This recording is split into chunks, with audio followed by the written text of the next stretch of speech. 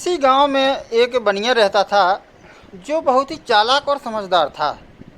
एक दिन वह जंगल से गुजर रहा था तो उसने देखा कि एक शेर शिकारी के जाल में फंस गया।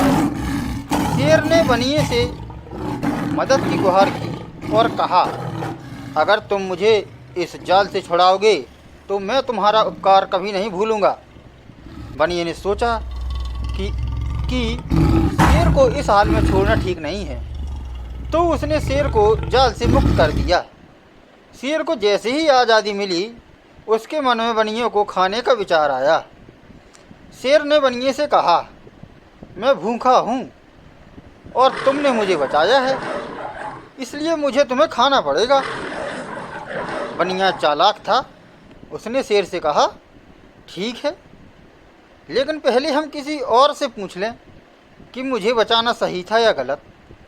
शेर मान गया और दोनों किसी के पास जवाब पाने चल दिए। रास्ते में उन्हें एक पेड़ मिला।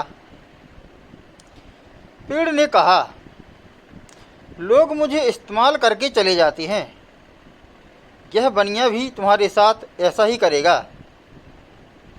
शेर, तुम इसे खा जाओ। शेर ने पेड़ की बात सुनी और फिर आगे बढ़े।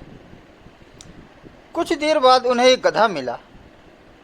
गधे ने भी यही कहा, शेर तुम सही हो, इस बनिए को खा जाओ। अब बनिया समझ गया कि शेर का मन बदलना मुश्किल है। अचानक उसे एक योजना सूझी। बनिए ने कहा, शेर भाई, मुझे सही से याद नहीं आ रहा कि मैंने तुम्हें कैसे छुड़ाया था। क्या तुम एक बार फिर से जाल में जाकर दिखाओगे? शेर मान गया और फिर से जाल में चला गया। जैसे ही शेर जाल में फंसा, बनिए ने तेजी से जाल को कस दिया और शेर फिर से फंस गया। बनिए ने कहा, तुम्हारे जैसा शेर कभी भी अपनी भूख के आगे नैतिकता को नहीं समझ सकता। अब तुम इसी जाल में रहो। बनिया खुशी खुशी वहाँ से निकल गया और अपनी चतुराई से खुद को बचा लिया।